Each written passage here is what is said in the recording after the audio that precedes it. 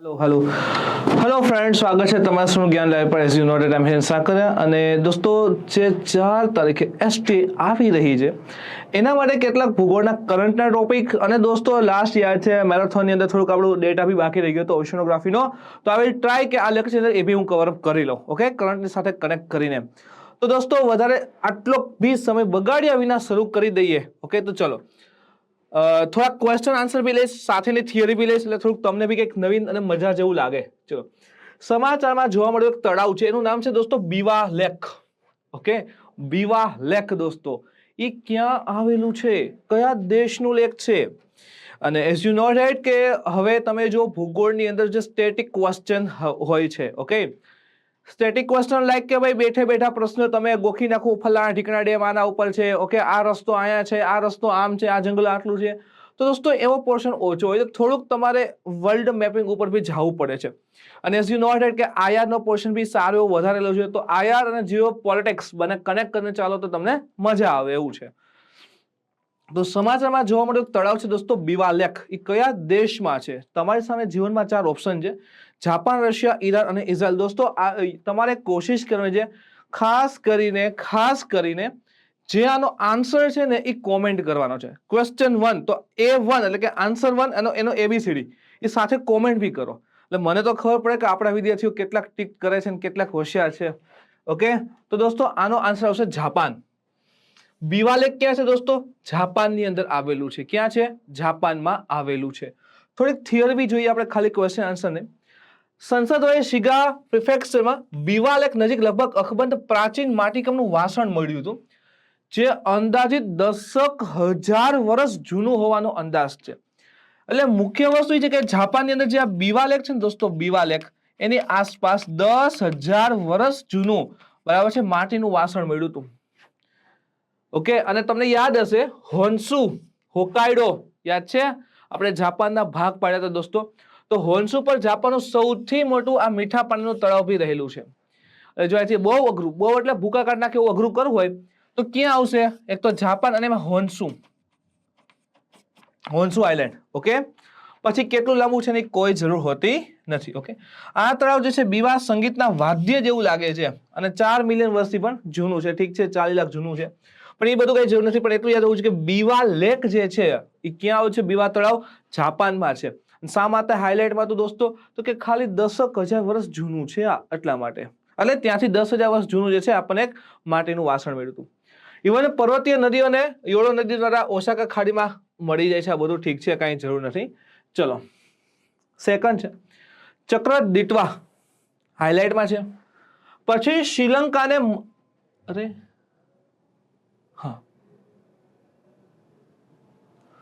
મદદ કરવા માટે ભારત દ્વારા શરૂ કરાયેલી કામગીરીનું નામ શું છે?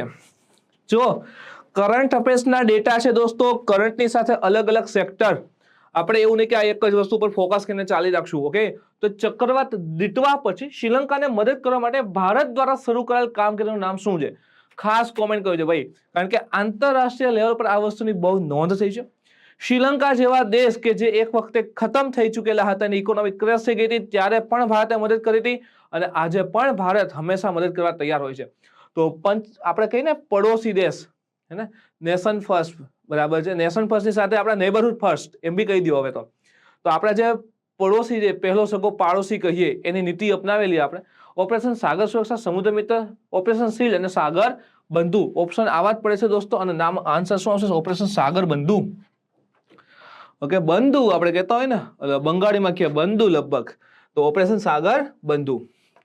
હવે ચક્રવાત, પેલા તો ચક્રવાત હાઇલાઇટમાં આવ્યા છે દોસ્તો, હું એમ નહીં કહેતો કે ચક્રવાત ઉપર PhD કરો, કારણ કે દોસ્તો ઓલરેડી મેં ઘણી વખત ચક્રવાત ભણાવી દીધેલું છે, ઘણી વખત એમ, તો એટલું 100% કહીશ, છતાં બી ચક્રવાતને યાદ રાખી લેજો। પહેલા તો દોસ્તો ઘણાને એમ હોય કે સાહેબ ચક્રવાતના પ્રકાર ભણાવે છે કે નહીં, તો એને હું કહી દઉં દોસ્તો, ચક્રવાત દોસ્તો 2 પ્રકારના હોય છે, ઓકે। એક છે દોસ્તો મુખ્ય કહું છું અત્યારે ઉષ્ણકટિબંધીય ચક્રવાત, અને બીજું છે દોસ્તો સમશીતોષ્ણ કટિબંધીય ચક્રવાત। કેવા? સમશીતોષ્ણ કટિબંધીય ચક્રવાત। આને એક્સ્ટ્રા ટ્રોપિકલ સાયક્લોન બી કહેવાય, શીતોષ્ણ કટિબંધીય ચક્રવાત બી કહેતા હોઈએ છીએ, ઓકે। આને ટ્રોપિકલ સાયક્લોન કહીએ છીએ। મુખ્ય વસ્તુ યાદ એ રાખવાની છે, ઉષ્ણકટિબંધીય ચક્રવાત હોય ને IT સિઝનના લીધે ક્રિએટ થતા હોય, સમુદ્રની સપાટી ઉપર, ઓકે, સમુદ્રની સપાટી દોસ્તો ગરમ થશે. સમુદ્રની સપાટી એટલે કે SST સી સરફેસ ટેમ્પરેચરનું તાપમાન વધે, એવરેજ 27-30 ડિગ્રી થઈ જાય એટલે ચક્રવાતની પોસિબિલિટી હાઈ થઈ જતી હોય છે. અને અહીં એક્સ્ટ્રીમલી લો પ્રેશર ઝોન જોઈએ. ઓકે, અને ક્યારેય ઇક્વેટર ઉપર આવતા નથી. શું કામ? કોશિશ ફોર્સ દોસ્તો નથી હોતો એટલા માટે. બીજી વસ્તુ આ છે ને એ વાતાગ્રહથી આવે, એટલે કે વાયુ સમુચ્ચય જે છે, વાયુ સમુચ્ચય દોસ્તો એ ભેગા થાય, વાતાવરણ ફોર્મેશન કરે અને એનાથી જે છે સમશીતોષ્ણ કટિબંધીય ચક્રવાત દોસ્તો આવતા હોય છે. ઓકે, તો એક આ વસ્તુ ધ્યાનમાં રાખવાની છે. આ જમીન અને પાણી બંને પર આવે. આ માત્ર પાણી ઉપર જ આવે છે અને આ જમીન ઉપર ઉતરે એને દોસ્તો લેન્ડફોલ તરીકે ઓળખવામાં આવે છે. ઓકે, કિનારે ઉતરીને આની ચાલવાની દિશા દોસ્તો વેસ્ટ ટુ ઈસ્ટ છે, અને ઈસ્ટ ટુ વેસ્ટ છે. વ્યાપારી પવનની દિશામાં ચાલે, આ પશ્ચિમીય પવનની દિશામાં ચાલે. આ વિસ્તારમાં ખૂબ મોટા હોય છે એટલે સ્પીડ એની ઓછી હોય છે, નુકસાન થોડું ઓછું આપે. અહીંયા વિસ્તારમાં નાના હોય છે, 10 થી 50 કિલોમીટર વચ્ચેનો વ્યાસ હોય છે, સ્પીડ વધારે છે, નુકસાન સારું એવું આપે છે. ચક્રવાત હોય છે, ઉષ્ણકટિબંધીય ચક્રવાત, એની મધ્ય ભાગને આંખ કહેવાય, જે એકદમ શાંત હોય છે. ત્યાં હવા ઉપરથી નીચે ઉતરતી હોય છે એટલે ત્યાં વરસાદ બી આવે નહીં. ઓકે, આમાં મુસળધાર વરસાદ આવે, આમાં ધીમી ધારે તથા ઘણી વખત બરફવર્ષા બી થઈ શકે છે. નુકસાન વધુ હોય છે. ઓકે, તો આ ઉપરનું બેઝિક વસ્તુ છે, યાદ રાખવું. આના સિવાય ચક્રવાતની અંદર હવા જે છે એ પરિઘથી કઈ બાજુ જતી દોસ્તો? કેન્દ્ર તરફ જતી હોય છે, નીચેથી ઉપર. બીજી વસ્તુ, આખું ગામ તમને એટલું ગોખાવી દે છે ચક્રવાતની અંદર દોસ્તો, રાડું પાડીને કે 10 થી 30. ઓકે, તો આમાં નથી આવતું ડ્યુ ટુ એબ્સન્સ ઓફ કોશિશ ફોર્સ. અહીંયા દોસ્તો 35 થી લઈ અને 65 વચ્ચે જનરલી કહેતા હોઈએ છીએ. પણ આના સિવાય હજી આ ઉષ્ણકટિબંધીય ચક્રવાત બે જગ્યાએ નથી આવતા. એમાંની એક જગ્યા હું કહું છું દોસ્તો, દક્ષિણ એટલાન્ટિકનું ક્ષેત્ર. કયું આવશે દોસ્તો?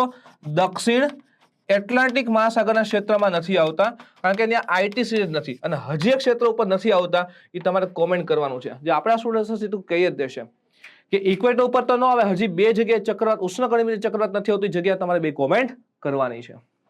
ઓકે ભાઈ, અહીંયા તો સીધી વાત, નો બકવાસ હશે, ખોટી રાડું પાડી આમ કરવાની કોઈ જરૂર નહીં આવે, સીધી વાત આવશે. ઓકે, જે હાઇલાઇટમાં છે તે વસ્તુ. આના સિવાય તમને કંઈથી પૂછી લે કે મેક્સિકો નો પૂર્વ કિનારો, એટલાન્ટિકનો પશ્ચિમ કિનારો જે રહેલો છે, ત્યાં જે ચક્રવાત આવે છે એને શું કહે છે દોસ્તો? હરિકેન. તમને કીધું તું અમેરિકા પાસે હરી યાદ રાખવાના, અથવા તો કેન યાદ રાખી લો. ઓકે, પછી આ જે જાપાન છે, ફિલિપાઇન્સ છે, ચીન છે, ત્યાં આવી ટાઇફૂન. કુનફુ ઉપરથી યાદ રાખવાના. આપણે આવે છે ચક્રવાત છે, અને ઓસ્ટ્રેલિયાના વાયવ્ય કિનારે આવે છે દોસ્તો, એને આપણે શું કહીએ છીએ દોસ્તો? વિલી તરીકે ઓળખીએ છીએ. આ પ્રશ્ન બી પૂછી દીધો છે જીપીએસસી. ઠીક છે, તો આ રીતે યાદ રાખવા કોશિશ કરવાની, અને થોડીક સ્પીડ તો રહેશે, થોડીક તો નહીં. જો કે મારું વિડીયો તમે 1.5 કે 2 માં નથી જોઈ શકતા, બરાબર છે, આ રીતે જોવું જોઈએ. ચક્રવાત દીટવાના કારણે પૂર, ભૂસ્ખલન, વ્યાપક વિક્ષેપ જે છે સર્જાયું છે, બરાબર છે. એથી ખૂબ વધારે સહાય જે છે ઇન્ડિયાએ બધી રીતે મોકલી છે, ફૂડ વગેરે બધું જ અહીંથી મોકલેલું છે અત્યારે. તો ઓપરેશન સાગરબંધુ માનવતાવાદી સહાય અને આપત્તિ રાહત, બરાબર છે, મિશન શરૂ કરેલું હતું. 2025-27 નંબર છે લેન્ડફોલ થયું. જો લેન્ડફોલ, પહેલો પ્રશ્ન, આ લેન્ડફોલ શું હોય? તો દોસ્તો ઉષ્ણકટિબંધીય ચક્રવાત હોય. કેવું ચક્રવાત? ઉષ્ણકટિબંધીય ચક્રવાત હોય. આપણે કીધું કે સમુદ્ર ઉપર પાણી ઉપર ચાલતું હોય છે, પણ જ્યારે કિનારા ઉપર ઉતરે તો એને લેન્ડફોલ કહીએ છીએ, તો નુકસાન આપી દે છે. ઓકે, અને 1000 લોકો માર્યા ગયા, પ્રભાવિત થઈ ચૂક્યા છે ઓલરેડી. ઇન્ડિયન એરફોર્સે 29 નવેમ્બર 2025 કોલંબો કેપિટલ, ઓકે, ત્યાં 12 ટન સહાય પહોંચાડી પ્લેન દ્વારા, જેમાં તંબુ, રહેવા માટે તાડપત્રી, ધાબળા, સ્વચ્છતા કીટ, ખાવા માટેનો ખોરાક, ઓકે, બધું જ તૈયાર છે. કારણ કે ભાઈ આ તબાહીની અંદર કઈ મળવાનું તો છે નહીં, તો આ બધું તૈયાર માથે મોકલાયું છે. અને આ કામગીરી શ્રીલંકામાં તાત્કાલિક કટોકટીનું સંચાલન કરવા માટે બહુ જરૂરી હતું કે ભાઈ કોક તો અમને મોકલાવો, એમ ખાવા પીવાની ચીજ વસ્તુઓ, મેડિકલ ટ્રીટમેન્ટ જોશે. ઓકે, તો મેડિકલ ટ્રીટમેન્ટ છે, જો સ્વચ્છતા કીટ છે, તાડપત્રી છે, રહેવા માટેના તંબુ, કારણ કે બધું બરબાદ કરી દીધું છે દોસ્તો. જે બેઝિક રિક્વાયરમેન્ટ છે, લોજિસ્ટિક સપોર્ટ, બેઝિક રિક્વાયરમેન્ટ છે દોસ્તો, એ એને પૂરી પાડેલી છે. ક્લિયર? ચલો એના પછી જોઈએ, ચપરાલા વાઇલ્ડલાઇફ સેન્ચ્યુરી કયા રાજ્યમાં આવેલ છે? ચલો ક્યુ. હવે હું માંગુ તો આ ચક્રવાત દોસ્તો તમને 1 કલાક સમજાવી શકું. આમાં જૂના સ્ટુડન્ટ્સને ખબર છે, બેચમાં આપણે 1.5 કલાક ચક્રવાત આલીએ છીએ. સમજાય? 1 કલાક ચક્રવાત આવે તમને, ઓહ, પણ આટલું જ પૂછાય, આમાંથી કરી લેવાનું હોય. ઓકે, આ રિવિઝન લેક્ચર છે, કરંટ બેઝ લેક્ચર છે, તો કરંટના ડેટાથી હાલવાનું હોય. બાકી આખા ગામના ચક્રવાત અત્યારે ભણવાનો કોઈ મિનિંગ નથી હોતો. ચલો કયો, કોમેન્ટ જોયો આ આન્સર ની. ચપરાલા વાઇલ્ડ લાઈફ સેન્ચ્યુરી કયા રાજ્યમાં આવેલ છે? ચલો ઝડપથી. ચપરાલા વાઇલ્ડ લાઈફ સેન્ચ્યુરી કયા રાજ્યમાં આવશે?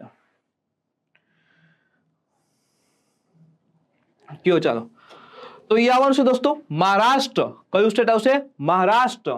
ઓકે, જો ચપરાલા વાઇલ્ડ લાઈફ સેન્ચ્યુરી પ્રથમ વખત એક દુર્લભ સ્ટ્રેટેડ ગ્રાસ બર્ડ નોંધાયું હતું એની અંદર. ઓકે, ગઢચિરોલી જિલ્લામાં આવે છે, ઠીક છે, બાકી બહુ કઈ જરૂર નથી.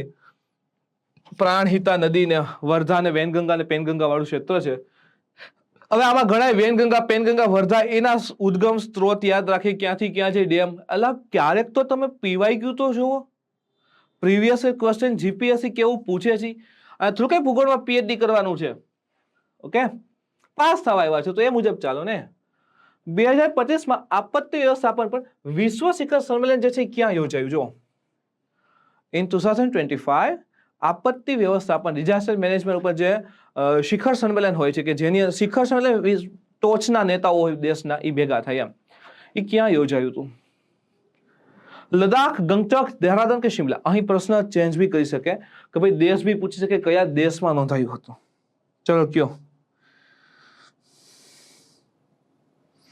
ક્યાં આવશે? શું લાગે છે? આપત્તિ વ્યવસ્થાપન ડિઝાસ્ટર મેનેજમેન્ટ કયો? ચલો ઝડપથી.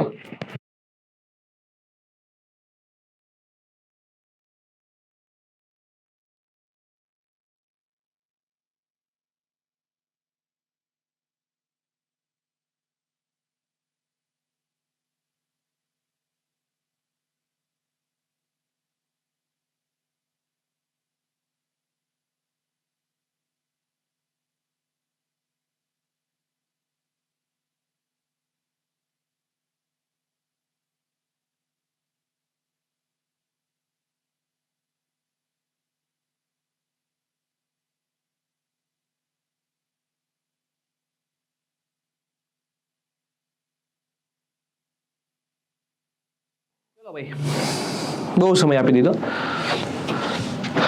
દેહરાદૂન. ચલો દૂન શું હોય છે તમારે કોમેન્ટ કરો છે. દૂન કોને કહેવાય ને એ કોમેન્ટ કરવાનું છે. એટલે થોડુંક સર્ચ તમે બી કરો સાથે તો જ મજા આવે ને. સૌનો સાથ સૌનો વિકાસ. દૂન કોને કહેવાય છે? ઓકે, તો દેહરાદૂન ખાતે આયોજિત વિશ્વ આપત્તિ વ્યવસ્થાપન ઓકે સમિટ 2025 વિજ્ઞાન અને ટેકનોલોજી અને પૃથ્વી વિજ્ઞાન બરાબર છે કેન્દ્રીય મિનિસ્ટ્રી ઓફ અર્થ સાયન્સ છે. કેન્દ્રીય રાજ્યમંત્રી સ્વતંત્ર ડોક્ટર જીતેન્દ્રસિંહની ઉત્તરાખંડની પ્રાણી ચેતવણી પરિણામમાં મોટા અપગ્રેડની જાહેરાત કરી. એટલે ઠીક છે, તો તમને રાજ્ય પૂછે તો બી યાદ રાખવું છે ઉત્તરાખંડ. કયું? ઉત્તરાખંડ. ઓકે ઠીક છે, ચલો આગળ જોઈએ. હવે જો ડિઝાસ્ટર, હવે અત્યારે જો શ્રીલંકાની હાલત તમે જોઈ શકો છો. It is not effect of only cyclone friends. Okay, તો જે ક્લાઇમેટ ચેન્જ થઈ રહ્યું છે અત્યારે, આબોહવા જે પરિવર્તન થાય છે, આપણે કહીએ છીએ ગ્લોબલ વોર્મિંગ, એની અસર જોવા મળશે. આબોહવા પરિવર્તનની અસર જોવા મળશે તો કઈ અચાનક નહીં આવે કે જોવો આટલું થઈ ગયું. આવી રીતે જ અસર આપશે. ધીમે ધીમે ધીમે આટલું પરિવર્તન આવતું જશે. ચક્રવાત ભયાનક આવશે, સમુદ્ર સપાટી વધશે, ભૂકંપ આવી શકે. ભૂકંપ તો ઠીક છે, સુનામી વગેરે ઉત્પન્ન થઈ શકે છે. સમજાય? તો આવી બધી ઇફેક્ટ જ ધીમે ધીમે આવશે. દાવાનળ વધારી શકે છે અને એ પછી અંતે નુકસાનમાં પરિણમે છે. તો અત્યારથી જે છે ડિઝાસ્ટર મેનેજમેન્ટ ઉપર ફોકસ કરવાની વાત કરે છે. ચલો ઠીક છે.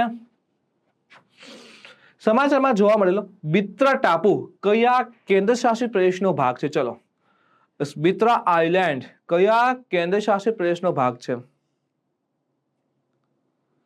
બિત્રા આઇલેન્ડ है ना, कैप्टन बत्रा अच्छा, विक्रम बत्रा, बित्रा वही एम के साहब कैप्टन विक्रम बत्रा.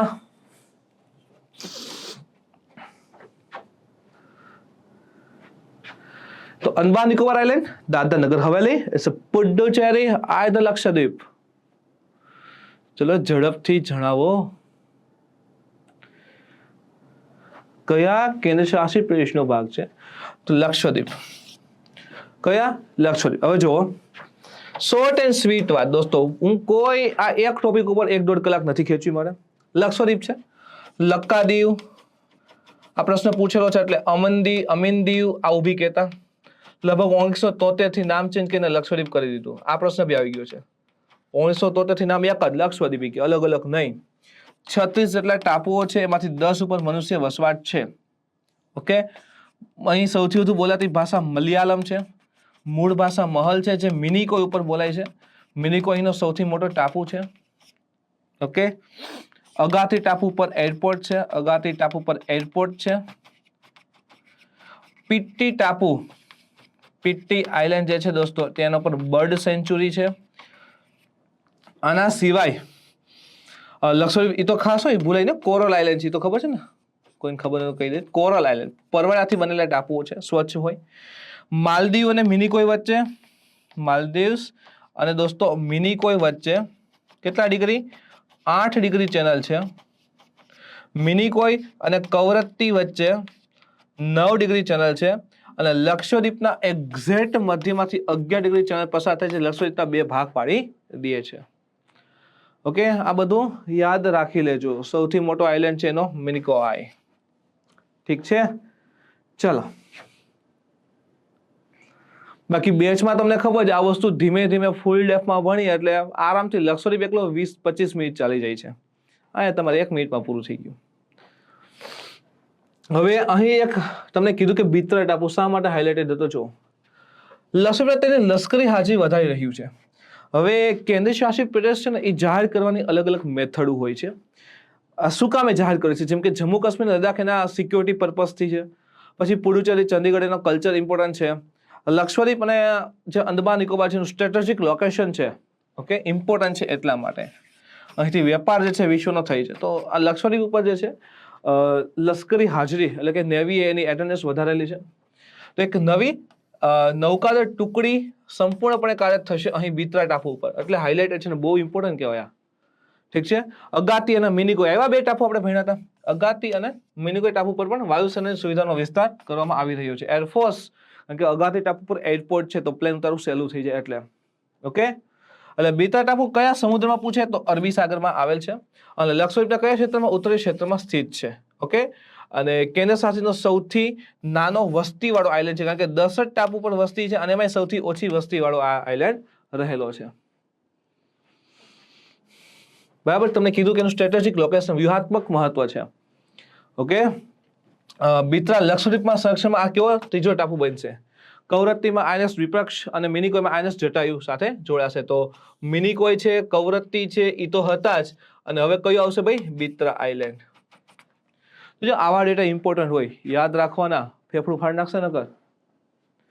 ચલો, એગેટ, ચાક અને પરલાઇટ નું એકમાત્ર ઉત્પાદક છે.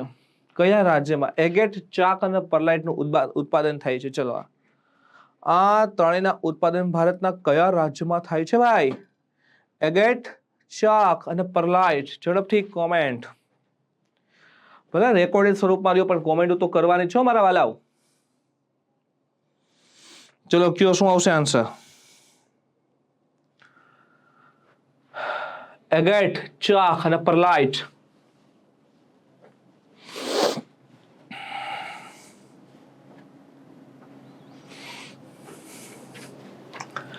એગેટ, ચાક અને પરલાઇટનું એકમાત્ર ઉત્પાદક. ચલો ઠીક છે, આટલામાં તો હવે ઓકે, આટલા ઇમ્પોર્ટન્ટ છે આપણું મહાન એવું ગુજરાત. તો આપણું ગુજરાત જે છે દોસ્તો એગેટ, ચાક અને પરલાઇટનું એકમાત્ર ઉત્પાદક રાજ્ય રહેલું છે. દેશમાં ફ્લોરાઇડ, જેને કોન્સન્ટ્રેટ, હા બરાબર, ફ્લોરાઇડ, ફાયર ક્લે કહીએ છીએ, સિલિકા, લિગ્નાઇટ, લેટરાઇટ, પેટ્રોલિયમ અને કુદરતી ગેસ, બોક્સાઇટનું અગ્રણી ઉત્પાદક છે. બધી વસ્તુ આપણે ગુજરાતમાં મળે છે.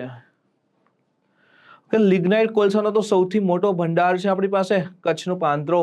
નેચરલ ગેસ બી ખૂબ વધારે મળે છે આપણે, પેટ્રોલિયમ છે એટલે. સિલિકા છે, લિગ્નાઇટ છે, બોક્સાઇટ દ્વારકાવાળા પટ્ટામાં ઘણું છે. તો રાજ્ય જે છે આપણું ગુજરાત રાજ્ય, એ દેશના પરલાઇટ, ફ્લોરાઇટના 66%, ડેઓમાઇટના 28%, બોન્ટાઇટના 18% અને વોલ્સ્ટાઇનના 12%નું એકમાત્ર ધારક રહેલું છે. બરાબર છે, અને મારા ડેટાથી મિનિસ્ટ્રી ઓફ માઇનિંગના છે, ખાણ મંત્રીના ડેટા રહેલા છે. એટલે તો માથાભાંગા નદીને નીચેમાંથી કયા દેશો વચ્ચે આંતરરાષ્ટ્રીય સરહદ તરીકે ગણવામાં આવે છે? ભારત, નેપાળ, ભારત, બાંગ્લા, ભારત, મ્યાનમાર ને ભારત, શ્રીલંકા. માથાભાંગા. અને સાહેબ આવા પ્રશ્ન જો પૂછાય, તમને ખુદ અહેસાસ થશે કે આવું તો પૂછાઈ શકે. લાસ્ટ ટાઈમ પૂછ્યું હતું ને કે આ વિવાદ છે નીચેમાંથી કયા બે દેશો વચ્ચે જમીનનો વિવાદ છે, કંબોડિયા અને થાઈલેન્ડ વાળું. તો આ પ્રશ્ન પૂછે માથાભાંગા નદીને નીચેમાંથી કયા દેશો વચ્ચે આંતરરાષ્ટ્રીય સરહદ તરીકે ગણવામાં આવે છે? ચલો ઝડપથી જણાવો. માથાભાંગા નદી કયા દેશો વચ્ચે આંતરરાષ્ટ્રીય સરહદ તરીકે ગણવામાં આવે છે?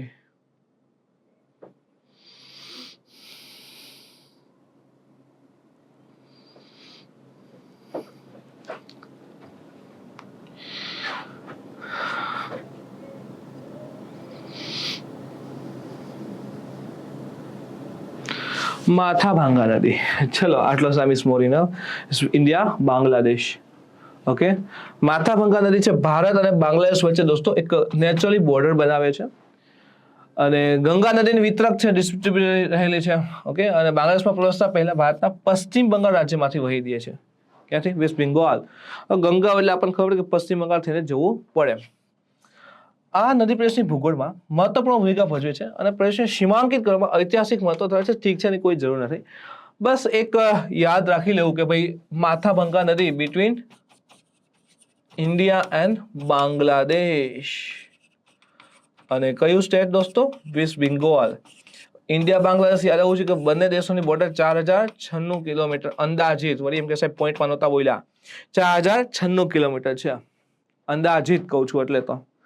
અને તમામ દેશ ભારત એની જે બોર્ડર શેર કરે છે એ બધામાં સૌથી લાંબી જમીન સરહદ આની સાથે શેર કરે છે. ઓકે, અમેન્ડેવી આઇલેન્ડ્સ કયા માટે જાણીતા છે? ચલો, અમીનદીવી, કોરલ્સ, એટોલ્સ, ખડકો, પાતાળ પંખા, સીમાઉન્ટ્સ અને નદીમુખ. અમીનદીવી, અમીનદીવી, અમીનદીવી, અમીનદીવી, અમીનદીવી આઇલેન્ડ્સ શેના માટે જાણીતા છે દોસ્તો?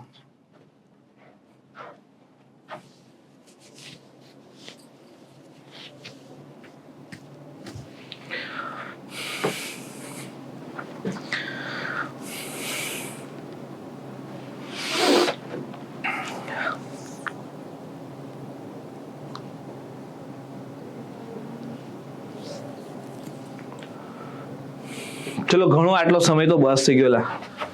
કોરલ, અરે હમણાં કીધું ને લક્કાદીવ, અમીનદીવ. ઓકે, તો લક્ષદ્વીપનું ક્ષેત્ર જે છે ને લક્કાદીવ કહેવાતું, અમીનદીવી કહેવાતું. તો અમીનદીવી આઇલેન્ડ જ છે. શેના માટે ફેમસ છે દોસ્તો? કોરલ. પર ગુજરાતીમાં કદાચ આવું ના લખે તો એ શું લખશે? પરવાળા. પરવાળાના ખરાબા માટે ફેમસ છે. ઓકે, ચલો.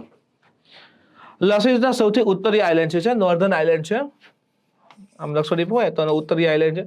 મિનિકોય ટાપુ દક્ષિણીય અને દક્ષિણ મિનિકોય છે, ઉત્તરમાં અમીનદીવી છે. અને લગભગ બધા જ કેટલા તો કે 36 માંથી 10 કેવા છે? વસાહતી એટોલ્સ. જો કે 36 દોસ્તો પરવાળાથી જ બનેલા છે. ઓકે, તો 10 ટાપુ પર મનુષ્ય વસવાટ છે અને 10 કેના છે? પરવાળાથી જ બનેલા હોય. ચલો, ચુટક હાઇડ્રો ઇલેક્ટ્રિક પ્લાન્ટ કયા રાજ્ય અથવા તો કેન્દ્ર શાસિત પ્રદેશમાં આવેલ છે? ચલો કયો? Karnataka, Puducherry, Odisha, either Jammu and Kashmir. Chutak hydro electric plant.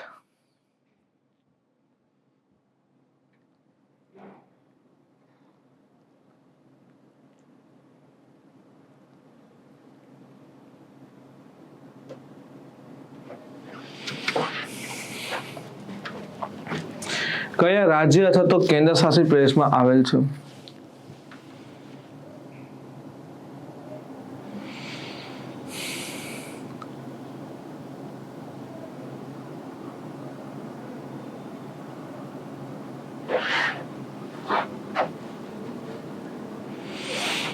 ચલો ભાઈ, હવે તો જવાબ આવી ગયો હોવો જોઈએ. જમ્મુ અને કાશ્મીર. ઓકે, તો જો 44 મેગાવોટનો, કેટલા? 44 megawatt Chutak hydro electric plant Jammu અને કાશ્મીરના કારગિલ ડિસ્ટ્રિક્ટની અંદર સ્થિત છે. ઓકે, કારગિલથી નજીકના ભાગમાં સ્થિત છે. એક નદી છે સુરુ નદી. ઓકે, એના ઉપર વહેતી નદી યોજના, એટલે કે દોસ્તો જે ડેમ બનાવે છે એ સ્ટોરેજ ને એવું વધારે નહીં કરે, બરાબર છે? રિવરાઇન ઉપર ડેમ બનાવે કે વહેતા પાણી ઉપર ડેમનું કન્સ્ટ્રક્શન થતું હોય છે. ઓકે, એ રીતે ડેવલપ કરેલ છે. ઓકે, 44 મેગાવોટની કેપેસિટી છે. બસ એક યાદ હોવું જોઈએ કે એક તો જો છૂટક ક્યાં આવશે? જમ્મુ અને કાશ્મીર. અને નદી કઈ છે? સુરુ. લદાખ રેન્જમાંથી આવે છે. લદાખ રેન્જમાંથી અને સિંધુને મળે છે. હવે સુરુ ઉપર પીએચડી કરે ઘણા. સુરુ ઉપર પીએચડી કરવાની કોઈ જરૂર નથી. સાહેબ હું કામ ન કરી? અલા કરો, મને કોઈ પ્રોબ્લેમ નથી, પણ એકવાર પીવાયક્યુ જોઈન કરો, બસ પાસ થવું હોય તો. ચલો ઠીક છે. કેટલું નહીં ડીપમાં જતા તો જવાનું શું મિનિંગ બી છે. ઓકે, ઠીક છે. ઘોડા નાળાકારમાં હેડ્રેસ ટનલ દ્વારા વિકસાવવામાં આવ્યો છે. કોઈ જરૂર નથી. ચલો, કયા રાજ્યમાં અનુસૂચિત જનજાતિની વસ્તી સૌથી અરે રે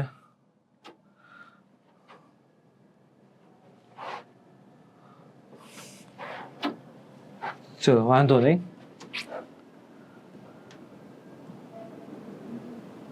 કયા રાજ્યમાં અનુસૂચિત જનજાતિની વસ્તી સૌથી વધુ છે? અનુસૂચિત જનજાતિની વસ્તી સૌથી વધુ છે કયા રાજ્યમાં?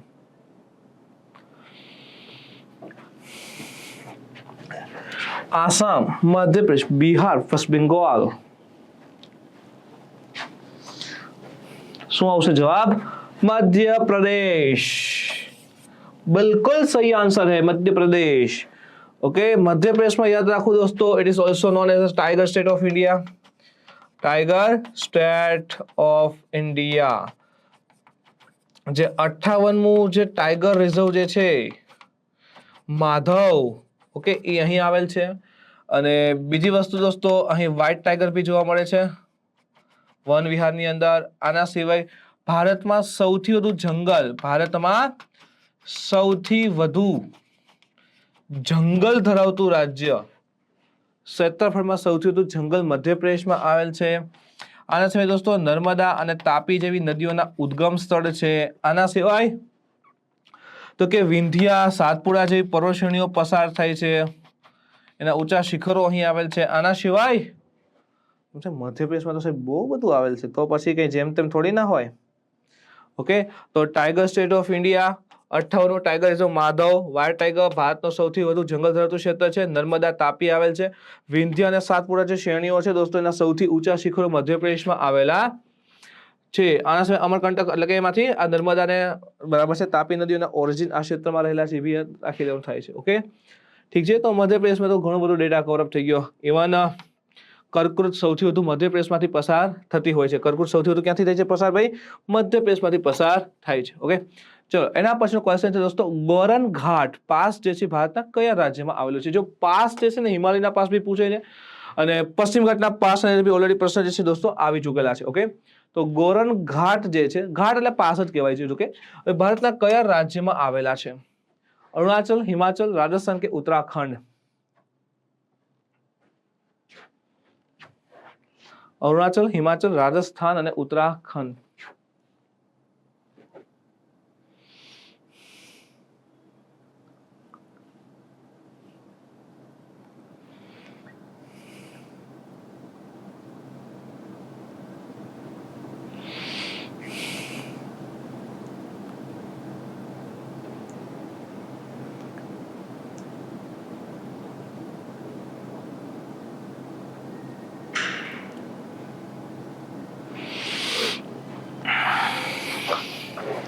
અરુણાચલ, હિમાચલ, રાજસ્થાન અને ઉત્તરાખંડ. ચલો, ગોરન પાસ રાજસ્થાનના ક્ષેત્રમાં આવે છે દોસ્તો. હિમાલયના કેટલાક પાસ જો કે ઘણીવાર કરાવ્યા છે છતાં ભી બરાબર. લદ્દાખને યાદ રાખવા, જોજીલા, ખારડુંગલા, કારાકોરમ આ યાદ રાખી લેવા. પછી જમ્મુ અને કાશ્મીર તો ફેમસ યાદ રાખો, પીર પંજાલ, ખાસ ભૂલાય જ નહીં, ગમે એમ થાય. પછી હિમાચલ પ્રદેશને યાદ રાખી લેવાના. ચલ હિમાચલ એટલે બારાલાચલા, ચલ હિમાચલ. પછી રોહતાંગ ત્યાંથી રાવી આવે. ઓકે, પછી શિવકિલાથી સતલજ આવે. આ બધા યાદ રાખી લેવાના. પછી દોસ્તો ઉત્તરાખંડ, ઓકે, નીતિ સારી હોય તો લેક સારા, એટલે નીતિ પાસ છે અને લીપુ લેક છે. It is a junction of 3 countries, India, Nepal and China. પછી દોસ્તો સિક્કિમ યાદ રાખવાનું, નાથુલા, અને દોસ્તો બીજું આવશે ઝેલેપલા. ઝેલેપલા જે છે is also junction of 3 countries between India, Bhutan and China. અને અરુણાચલ પ્રદેશમાં યાદ રાખી લેવું દોસ્તો, એક તો Diphu pass, it is also junction of 3 countries, okay, between India, Myanmar and China. અને હજી એક છે બોમડીલા પાસ, અરુણાચલ પ્રદેશ બહુ ઢીલા, એમ યાદ રાખવાનું. ઓકે, તો આ પાસ બી બધા યાદ રાખી લેવા. તો ગોરન, રાજસ્થાન. આના સિવાય દોસ્તો હજી એક વસ્તુ યાદ રાખી લો, એ છે વેસ્ટર્ન ઘાટના પાસ. એટલે બહુ નથી, આ 14-15 જેટલા પાસ છે દોસ્તો, પણ આપણે એક્ઝામની ટાર્ગેટ કરીને ચાલીએ, કારણ કે સમય નથી તમારી પાસે કે નથી આપણી કોઈની પાસે વધારે કે ભાઈ એક એક ટોપિક ઉપર 5-5 કલાકો કાઢી નાખી. ઓકે, તો જુઓ અત્યારે અહીં જે પશ્ચિમ ઘાટ છે દોસ્તો, એની નદીઓ તમે જોઈ, સોરી એના પાસ તમે જોઈ નાખો તો ટ્રીક કીધી હતી, યાદ છે કોઈને? થાળી ભરી પુલાવ, થાલ ઘાટ, ભોર ઘાટ, અને ત્રીજું દોસ્તો પાલ ઘાટ. આ બે મહારાષ્ટ્રમાં યાદ રાખી લો, અને આ કેરળ અને તમિલનાડુ વચ્ચે છે, કે કેરળમાં યાદ રાખી લો. હવે ખબર છે મુંબઈ પુણે, મુંબઈ નાસિક, કોઈમ્બતુર કોચીન વચ્ચે છે. અને હજી એક યાદ રાખો, સેનકોટ્ટા પાસ, સેનકોટ્ટા પાસ, આને બી યાદ રાખી લો. તો આ પશ્ચિમ ઘાટના પાસ છે, મહારાષ્ટ્રમાં, કેરળમાં ત્યાં આવેલા છે. ઠીક છે, ચલો. કયા સ્થળે દરિયા કિનારા અને સ્વેમ્પ જંગલો જોવા મળે છે? ચલો, ગોદાવરી, સુંદરબન, અંદમાન નિકોબાર અને ઉપરોક્ત બધા. ચલિए बताइए जनाब. દરિયા કિનારા અને સ્વેમ્પ ફોરેસ્ટ બંને જોવા મળશે કઈ જગ્યાએ?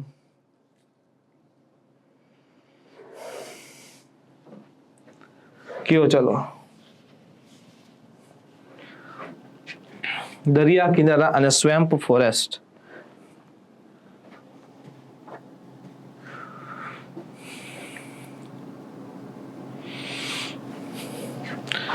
ગોદાવરીનો મુખ ત્રિકોણ, સુંદરબન મુખ ત્રિકોણ, અંદમાન નિકોબાર આઇલેન્ડ્સ અને ઓલ અબવ.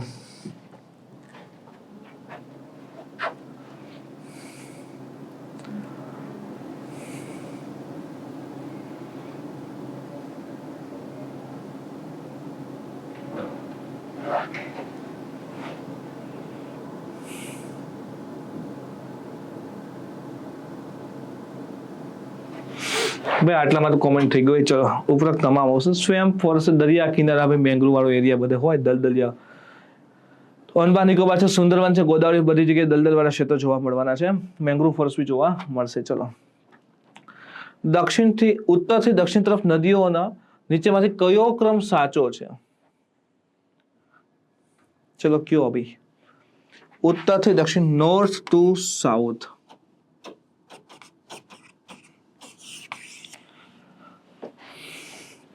દક્ષિણમાં તો તમને કીધી હતી ક્રમ, મહાનદી, ગોદાવરી, કૃષ્ણ, કાવેરી. માની ગોદમાં કૃષ્ણ કાવેરી.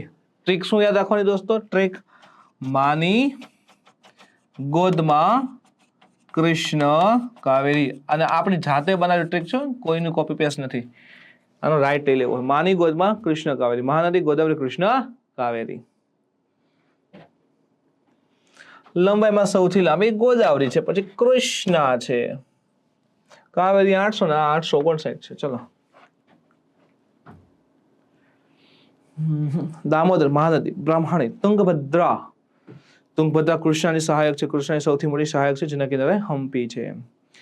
બ્રહ્મણી, તુંગભદ્રા, દામોદર અને મહાનદી. મહાનદી એટલે બંગાળ, ઓડિશાનો શોક, જેના પર સૌથી લાંબો ડેમ હીરાકુંડ ડેમ છે. કિનારે કટક, સુભાષચંદ્ર બોઝનું જન્મસ્થળ. દામોદર, બ્રાહ્મણી, મહાનદી, તુંગભદ્રા. દામોદર, બ્રાહ્મણી, તુંગભદ્રા, મહાનદી. ચલો, ઓકે, જવાબ શું આવશે ભાઈ? દામોદર. સૌથી પહેલા તો બંગાળનો શોક કહેવાય આને. ઓકે, પછી બ્રહ્મણી છે, મહાનદી ઓડિશામાં જ આવશે આ, અને તુંગભદ્રા કર્ણાટક વાળું ક્ષેત્ર આવી ગયું. ક્લિયર થાય છે? છત્તીસગઢ અને ઓડિશા બે રાજ્યો, મહાનદી ભૂલતા નહીં. ભારત છે કયા રાજ્યમાં જંગલ પર બળતણ લાકડા નિર્ભરતા સૌથી વધુ છે? જોરદાર. જંગલ ઉપર આધારિત છે બળતણના લાકડા માટે. મધ્યપ્રદેશ, કર્ણાટક, મહારાષ્ટ્ર અને જીવનમાં આપણું ગુજરાત. ચલો કયો શું લાગે છે આન્સર?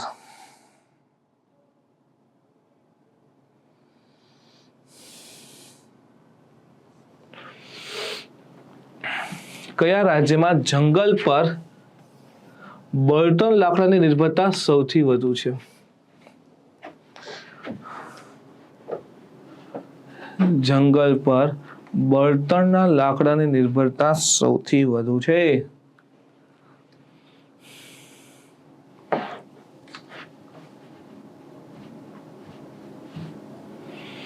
મધ્યપ્રદેશ, કર્ણાટક, મહારાષ્ટ્ર, ગુજરાત.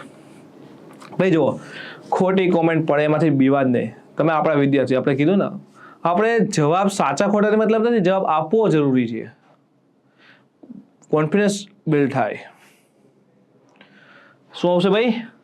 તો મહારાષ્ટ્ર. કયું આવશે? Maharashtra. Simple and sweet question છે. ઓકે, મહારાષ્ટ્ર ડિપેન્ડન્ટ વધારે છે. ચલો, ઇડુકી જળવિદ્યુત પ્લાન્ટ ખાલી જગ્યા નદી પર છે. ઇડુકી, કૃષ્ણ પેરિયાર, ગોદાવરી, તુંગભદ્રા. એક થોડા વર્ષો પહેલા તમને ખબર હોય તો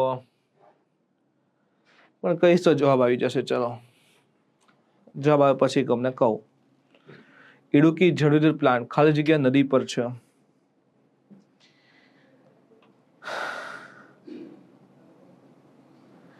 ઇડુકી જળ વિદ્યુત પ્લાન્ટ ખાલી જગ્યા નદી પર છે.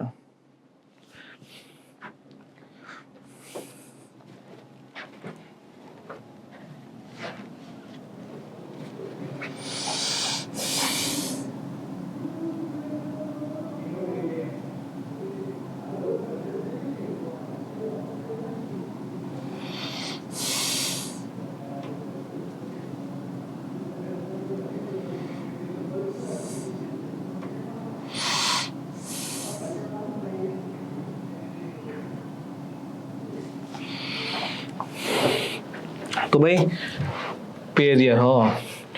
હવે આજથી થોડા સમય પહેલા તમને કહ્યું તો કેરળમાં છે ને બહુ પૂર આવ્યું હતું.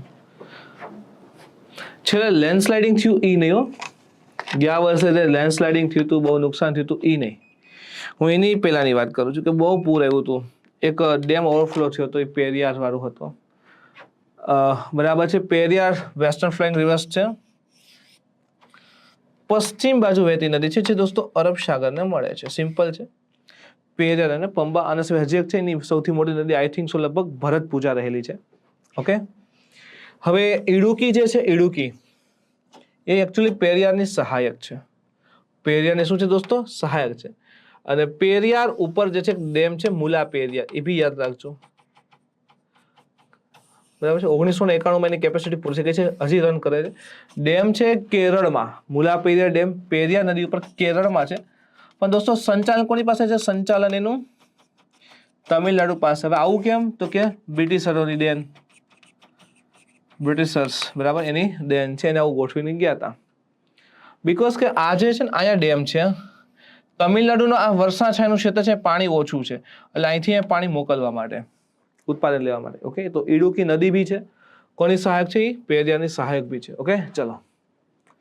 હવે દોસ્તો કરંટના જે મારે 10 ઇમ્પોર્ટન્ટ મને લાગ્યા હતા એ લીધા હશે મેં. બાકી આપણે વૈશાલી મેડમે બી ઘણું બધું બરાબર છે. 4 કલાકનો એક્ચ્યુઅલીમાં કરંટના બહુ બધા ડેટા કવરઅપ કર્યા છે. આપણે અડધી કલાકમાં એટલા કર્યા, તો મેડમે તો ઘણું બધું કવરઅપ કર્યું છે.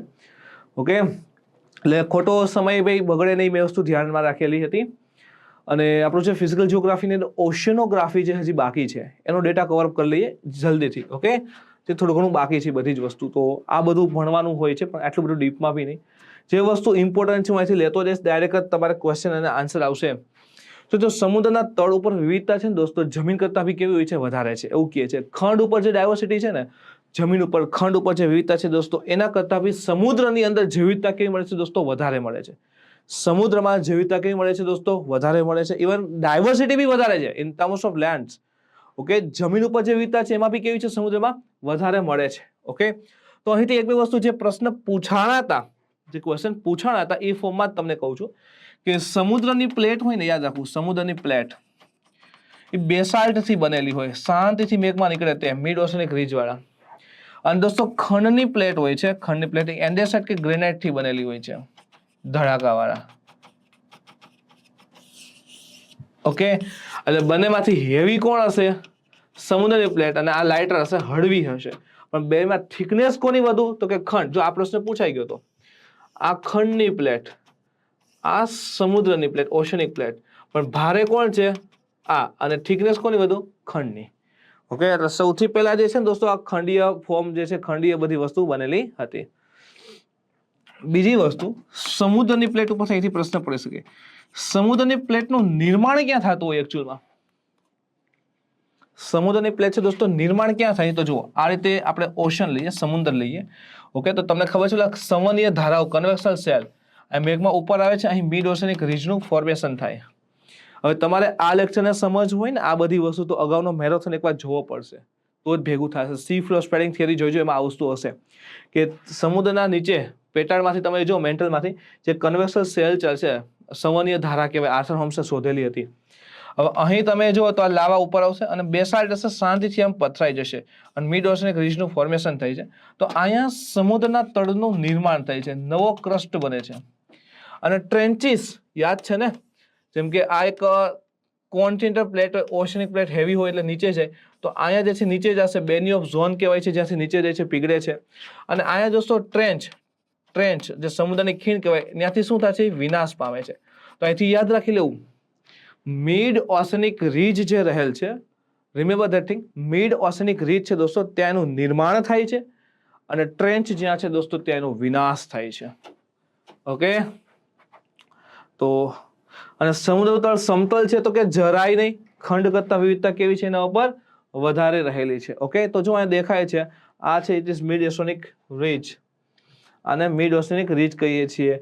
ઓકે, આ ઊંડા સમુદ્રના મેદાન છે, આ ખંડીય છાડલી, આ ઢાળ, ઉભાર, આ ટાપુઓ છે, આ ગ્યુઅર્સ છે, સમતલ ટોચ ધરાવતો પર્વત.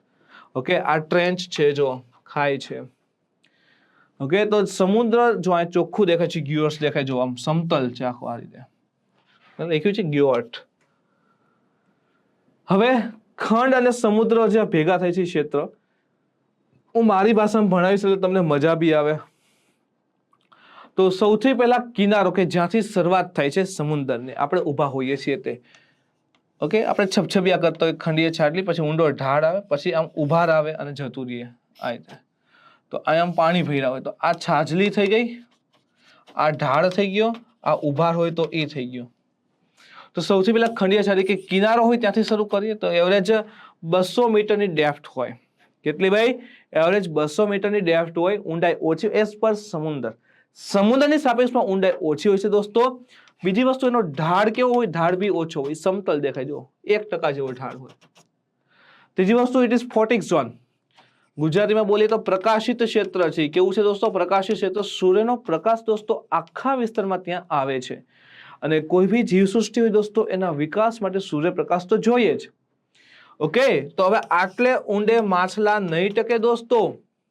હા, આંટો મારવા જઈ અલગ છે, બાકી ત્યાં ડેવલપ ના થાય, ત્યાં રહેશે નહીં.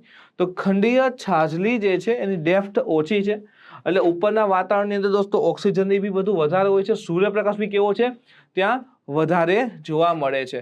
એટલે અહીંયા બાયોડાયવર્સિટી કેવી હશે દોસ્તો? જેવી રીતે ખૂબ જ વધારે જોવા મળે છે. એટલે કિનારથી શરૂ કરીએ, સમુદ્રનો સૌથી છીછરો ભાગ છે, એવરેજ ઊંડાઈ 200 મીટર છે, પ્રકાશિત ક્ષેત્ર છે. ઓકે, અને સમુદ્રી જૈવિકતા ખૂબ વધારે અહીં જોવા મળતી હોય છે. ઓકે, આના સિવાય દોસ્તો હજી સમજો, આ ખંડીય છાડલી, ઢાળ, ઉભાર અને ઊંડા સમુદ્રના મેદાન. તો અહીંથી એક મોટી નદી આવે છે, ધારો કે ગંગા જેવી નદી આવે છે. તો ગંગા જેવી નદી આવે છે, આમ ગંગા જેવી નદી આવે છે, તો અહીંયા મળશે કે નહીં? તો અહીંયા બધા કાપ પાથરી દેશે. તો જમીન ઉપરથી જે નદી આવે છે એનો બી કાપ છે અને સમુદ્ર જે છે એનો બી કાપ રહેલો છે. તો બંનેના નિક્ષેપ જે છે ખંડીય છાડલીના ક્ષેત્રમાં દોસ્તો જોવા મળશે. ઓકે, હવે આ ખંડીય છાડલી જે કહીએ છીએ દોસ્તો, એના ઉપર ખનિજો બહુ, ઇન્સ્ટોટ કે સંસાધનો વધારે છે. ખનિજો કરતા તો સંસાધનો કેવા છે દોસ્તો? અહીં ખૂબ જ વધારે મળે છે. ઓકે, જો ટૂંકમાં યાદ રાખવાનું, સૌથી પહેલા પેટ્રોલિયમ ખૂબ મળે છે. શું મળે છે? પેટ્રોલિયમ ખૂબ વધારે મળે છે. આ બધાના એક્ઝામ્પલ છે. બોમ્બે હાઈ, બરાબર છે, મહારાષ્ટ્રમાં આવે. ગલ્ફ ઓફ કેમ્બે એટલે કે દોસ્તો ખંભાતનો અખાત છે, પર્શિયન ગલ્ફ છે, ફારસની ખાડી એટલે Barents sea Russia, gulf of Mexico છે, નોર્વેજિયન સી છે નોર્વે પાસે. ઓકે, આની અંદર કોઈ જરૂર નહીં. પછી જે મેક્સિકોનો અખાત છે તો એની ખંડીય છાડલીમાં દોસ્તો સલ્ફર વધારે મળે છે. શું વધારે મળે છે? સલ્ફર. એટલે કે દોસ્તો ખંડીય છાદીના ક્ષેત્રમાં ઘણી વખત એવા ખનિજો પ્રાપ્ત થાય છે કે જમીન ઉપર ઓછા હોય, જમીન ઉપર એની માત્રા કેવી હોય દોસ્તો? ઓછી, એવા બી મળે છે. અહીંયાથી જ્વાળામુખી બ્લાસ્ટ વગેરે થાય છે. ઓકે, જ્વાળામુખી વધારે થાય છે, એના આધારે અહીં ઘણા વધારે પ્રમાણની અંદર શું આવી ગયું છે? તો કે સલ્ફર જોવા મળે છે. પછી કે કેલ્શિયમ વગેરે જોવા મળે છે. કેલ્શિયમ છે સમુદ્રના પાણીમાં ઓછું પીગળે, મળી રહે આરામથી. અને જે આ સમુદ્રી જીવો હોય, ઓકે, શંખ છે, છીપ છે, પરવાળા છે, એ બધા શું કરે, એના બોડી, એના હાડકાના ડેવલપ કરવા માટે સમુદ્ર પાણીમાંથી કેલ્શિયમ વગેરે બી મળે છે, શોષી લેતો. આના સિવાય જેમ કે જુઓ તમે કે પેરુ, ચીલી, નામ તો સુના હોગા, ઓકે, પેરુ છે, ચીલી છે, એ કેલ્શિયમના સારામાં સારા એના કિનારા જે છે એનાથી કેલ્શિયમ ખૂબ વધારે મળી આવે છે, પેરુ ચીલીના કિનારે છે. પછી માછલીઓ મળે છે. It is a very high source of protein and medicinal is also.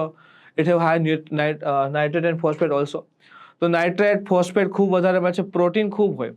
Even દોસ્તો નોટ ઓનલી ફિશ, કોઈ બી સમુદ્રી ફૂડ્સ હોય ને, બરાબર, સી ફૂડ્સ કહીએ આપણે, સી ફૂડ્સ, એમાં પ્રોટીન ખૂબ વધારે હોય. એનું કાંઈ બી ખોરાક લો ને, કાંઈ બી વનસ્પતિ બી હોય તોય. અને મેડિસિનલ યુઝ બી છે, કોડ લીવર ઓઇલ વગેરે. પલ્સ, મોતીઓ તો મળે જ છે, ઓકે. તો જુઓ, એક વસ્તુ છે. પછી કોન્ટિનેન્ટલ સ્લોપમાં તમે જુઓ ખંડીય ઢાળ. શું આવશે દોસ્તો? ખંડીય ઢાળ. તો છાજલીપુરી ઢાળ, ઉભાર અને ઊંડા સમુદ્ર મેદાન.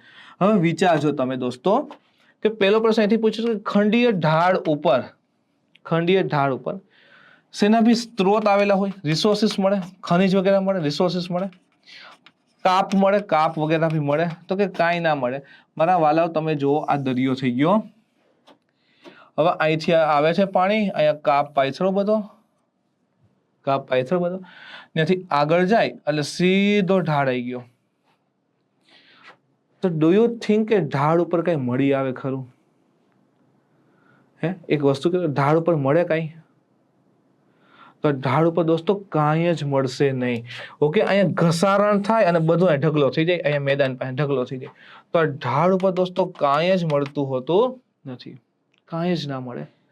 ઓકે, કાંઈ જ એટલે કાંઈ જ મળશે નહીં, ખાલી ઘસારણ થતું હોય, બાકી બધો ઢગલો થઈ જાય છે. ઓકે, બસ એટલું એક યાદ રાખવાનું થશે. અને મોટી નદી હોય જેમ કે આ ગંગા છે, સિંધુ છે, મિસિસિપી છે અમેરિકા વાળી, યુકોન છે, કોંગો છે, ઓકે, આફ્રિકન નદી છે, તો એ બધા જે છે અહીંયા પાથર છે. જો આ કાપ આવે છે, આ ઘસાણ કરી નાખ્યું, આ ઘસાણ કરી નાખ્યું, નીચે ઢગલો થઈ જાય પછી મેદાન ઉપર. ક્લિયર? તો આવું બનતું હોય છે.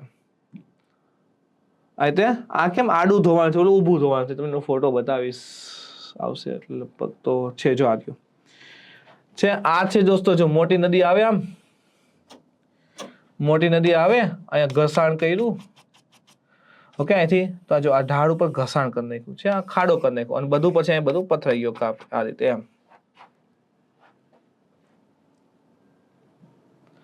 ઓકે, જો એના પછી છે દોસ્તો કોન્ટિનેન્ટલ રાઇઝ, ખંડીય ઉભાર. શું નામ છે દોસ્તો? ખંડીય ઉભાર. Okay, transaction zone between continent and ocean. રૂપાંતરિત ક્ષેત્ર હોય છે, જો અખંડીય, છાડલી, ઢાળ, ઉભાર, આ રીતે આમ. અને અહીંયા આવી જાય ઊંડા સમુદ્રનું મેદાન, ડીપ ઓશન પ્લેન. અને આ થઈ ગયું દોસ્તો, શું થઈ જશે? ખંડ. તો અહીંયા ખંડ પૂરો થયો અને સમુદ્રની શરૂઆત થઈ, તો એક પ્રકાર શું થઈ ગયો? ટ્રાન્ઝેક્શન ઝોન થઈ ગયું. ખંડ પૂરો થઈ ગયો, ખંડ પૂરો થયો અને સમુદ્રની શરૂઆત થાય છે. ખંડ પૂરો થઈ, સમુદ્રની શરૂઆત થઈ, તો આ શું થઈ ગયું? ટ્રાન્ઝેક્શન ઝોન, રૂપાંતર ક્ષેત્ર. આને કહેવાય છે ખંડીય ઉભાર. એક વસ્તુ યાદ રાખવી, જો ઉભાર હોય ને તો ટ્રેન્ચ ના હોય, અને ટ્રેન્ચ હોય ને તો ઉભાર ના હોય. બે એક સાથે પોસિબલ નથી. શું કામ? જો છાડલી, ઢાળ, હવે અહીં સમુદ્ર પ્લેટ અંદર ગઈ આમ, તો અહીં ઉભાર ક્યાં લેવા જવું એ મને કહો? એની બદલે ત્યાં શું થઈ જાય? ખાડો થઈ ગયો, ત્યાં ટ્રેન્ચ બને. એટલે ટ્રેન્ચ હોય તો ઉભાર ના હોય, ને ઉભાર હોય તો ત્યાં ટ્રેન્ચ ના હોય. ઉભાર હોય તો ત્યાં ટ્રેન્ચ ના હોય. ક્લિયર? ચલો, થઈ ગયું કોન્ટિનેન્ટલ રાઇઝ. હવે ઊંડા સમુદ્રના મેદાન જુઓ. ઊંડા સમુદ્રમાં 4 થી 6 કિલોમીટર ઊંડાઈ, 3 થી 5 કિલોમીટર ઊંડાઈ હોય એવરેજ. 5 કિલોમીટર ઊંડાઈ તો જતું જ રહેવાનું આરામથી. હવે આટલા ઊંડાઈ ઉપર તમે જુઓ, આ બેસાલ પ્લેન કહેવાય, ઊંડા સમુદ્રનું મેદાન. તમને ત્યાંથી શું જોવા મળશે દોસ્તો? PMN, Samudrayaan mission, PMN. અને કહે છે પોલી મેટાલિક નોડ્યુલ્સ. શું કહીએ છીએ ફ્રેન્ડ્સ? એને પોલી મેટાલિક નોડ્યુલ્સ. આવું કહીએ છીએ. PMN તરીકે આપણે ઓળખતા હોઈએ છીએ. PMN અથવા એનું બીજું નામ છે મેંગેનીઝ નોડ્યુલ, કારણ કે ગઠ્ઠાની અંદર દોસ્તો મેંગેનીઝ ખૂબ છે. શું વધારે છે દોસ્તો? એમાં મેંગેનીઝ ખૂબ વધારે છે. અને જે ઇમ્પોર્ટન્ટ ધાતુ વગેરે હોય ને એ કેન્દ્રની આસપાસ કોન્સન્ટ્રેટ થઈ બધી ભેગી થઈ ગયેલી હોય છે. ઓકે, તો 4 થી 6 કિલોમીટર ઊંડાઈ જોવા મળે. એટલે જે ધાતુ હોય ને બધી મિક્સઅપ થઈ ગઠ્ઠો થઈ જાય. ગઠ્ઠો તમે જોયો ને એવા ગઠ્ઠા થઈ જતા હોય અને સમુદ્ર તળિયે પડ્યા હોય અને પછી તોડીને બહાર લઈ આવવાના. હવે આ પહેલી વખત આ જે PMN છે દોસ્તો કારાસીમાં મળ્યું હતું. ક્યાં મળ્યું હતું? કારાસી, સી ઓફ કારા મળ્યું હતું. ઓકે, પછી લગભગ બધા સમુદ્રમાં મળી ગયું અને આરામથી ભાઈ કાઢી બી શકાય એવું છે, બહાર નીકળી શકે એવું છે.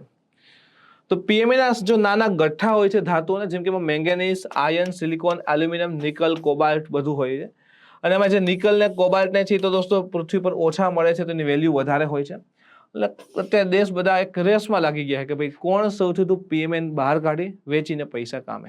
ઓકે, તો આવા ગઠ્ઠા હોય. જો આપણને તો કિનારે મળ્યું ને તો આમ પથ્થર પગમાં જાવ કે આગું જવા દે, આ પાણા શું કરવા છે સમજે. બાકી PMN હોય જો આવું બધું હોય.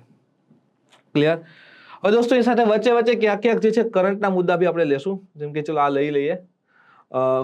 યાદ રાખજો એટલાન્ટિક મહાસાગર છે ને મિડ ઓશન રીતનો શેપ AS આકારે છે. ઇન્ડિયન ઓશનમાં દોસ્તો આમ Y આકારે છે. ઓકે, અને જે સમતલ ટોચ ધરાવતા પર્વતો સમુદ્રમાં છે એને કહેવાય છે ગ્યુઆર્ટ્સ. ક્લિયર? ચલો, અને સૌથી લાંબી ખંડીય છાલી, સૌથી પહોળી ખંડીય છાલી. ચલો તમારે એક જવાબ કોમેન્ટ કરવાનો છે. તમારે એક જવાબ કોમેન્ટ કરવાનો છે દોસ્તો કે સૌથી લાંબી અથવા સૌથી મોટી ખંડીય છાજલી જે છે એ કયા મહાસાગરની છે? કયા મહાસાગરની છે સૌથી મોટી ખંડીય છાજલી? ચલો એ તમારે કોમેન્ટ કરવાની છે. ઓકે, ચલો એક જ્વાળામુખી છે. ચલો પેલા તો એ કયો કે જ્વાળામુખી છે ને એની વિશેષતા તમને કહું કે 12,000 અંદાજિત 12,000 વર્ષ પછી જે છે એ સક્રિય થયો છે. કેટલા વર્ષ પછી અંદાજિત દોસ્તો? 12,000 વર્ષ પછી સક્રિય થયો છે. બરાબર છે. એનું નામ શું છે? ચલો સૌથી પહેલો પ્રશ્ન તો આ 12,000 યસ પછી એ અચાનક સક્રિય થયો છે.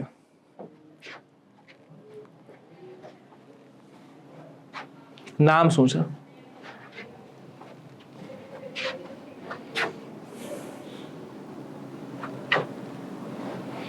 તો જો હાઈલી ગુબી, હાઈલી ગુબી જ્વાળામુખી છે, સક્રિય થયો છે. ઇથિયોપિયા એની કેપિટલ કઈ છે? ઇથિયોપિયા એની કેપિટલ કઈ છે? ભાઈ બેચમાં તો જબરજસ્ત ભૂકા કાઢ નાખે એવું મેપિંગ કરાયું હતું આ બધી વસ્તુનું ઇથિયોપિયાનું. Aedes Ababa. બીજી વસ્તુ, ઇથિયોપિયા જે છે એ હોર્ન ઓફ આફ્રિકામાં આવે. હોર્ન ઓફ આફ્રિકામાં આવે. ચલો તો કે હા, ટ્રિક કીધી હતી સીડ. ઇથિયોપિયા ઇરિટ્રિયા છે. આના સિવાયના હોર્ન ઓફ આફ્રિકામાં આ બાકીના બે ઇરિટ્રિયા અને ઇથિયોપિયા સિવાયના આ બે કન્ટ્રી કયા છે ને એ કોમેન્ટ કરજો. ઓકે, હોર્ન ઓફ આફ્રિકામાં ઇથિયોપિયા અને ઇરિટ્રિયા બે છે. આના સિવાયના બે કન્ટ્રી ક્યાં છે ને એ તમારે દોસ્તો કોમેન્ટ કરવાનું છે. શું કહો છો દોસ્તો? કોમેન્ટ કરવાની છે. ચલો હવે જે ઇથિયોપિયા ડ્રો કરીએ. અને હજી એક વસ્તુ, ઇથિયોપિયા જે છે એ લેન્ડલોક છે કે નહીં?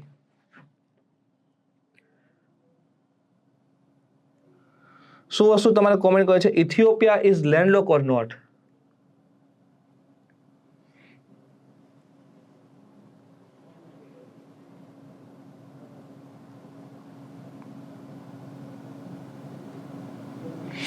તો એ તમારે કોમેન્ટ કરવું છે લેન્ડલોક છે કે નહીં. ઇથિયોપિયા એ લેન્ડલોક છે કે નહીં તમારે કોમેન્ટ કરીને દોસ્તો જણાવવાનું છે. ચલો હવે ઇથિયોપિયાની કેપિટલ છે એડિસ અબાબા છે. એનાથી 800 કિલોમીટર અંદાજે 800 કિલોમીટર આમ ઉત્તર પૂર્વની અંદર જે છે આ હાઈલી ગુબી આવેલ છે. અને એક્ટિવ થયો તો પછી આમ બધું રાખ ને બધું ઉડી ગયેલું છે. બીજી વસ્તુ દોસ્તો, સક્રિય કેમ થયો 12,000 વર્ષ પછી? આ મેઇન પ્રશ્ન છે. સક્રિય કેમ થયો 12,000 વર્ષ પછી, આટલા વર્ષો પછી બી? એનું રીઝન તમને કહું કે આફ્રિકા ડ્રો કરો આપણે, જો આમ બરાબર. હવે જે આફ્રિકાનું આ જે ક્ષેત્ર છે તમને ખબર છે અહીં ગ્રેટ આફ્રિકન રિફ્ટ વેલી આવેલી છે. ઓકે, આ જે છે દોસ્તો આ રેડ સી થઈ જાય છે આખું, આ બરાબર છે, આ રેડ સી છે ને લાલ કલરની શેવાળ છે એટલે મને રેડ દેખાય છે. એક્ઝામ્પલ ઓફ ધ નાસન્ટ સી યાદ આવે તો, ઓકે, નાસન્ટ સી શું છે જોવું હોય તો તમારે અગાઉનો મેરેથોન જોવો જોશે 10 કલાક વાળો. તો આ જે છે દોસ્તો ગ્રેટ આફ્રિકન રિફ્ટ વેલી છે. શું છે? ગ્રેટ આફ્રિકન રિફ્ટ વેલી આવેલી છે.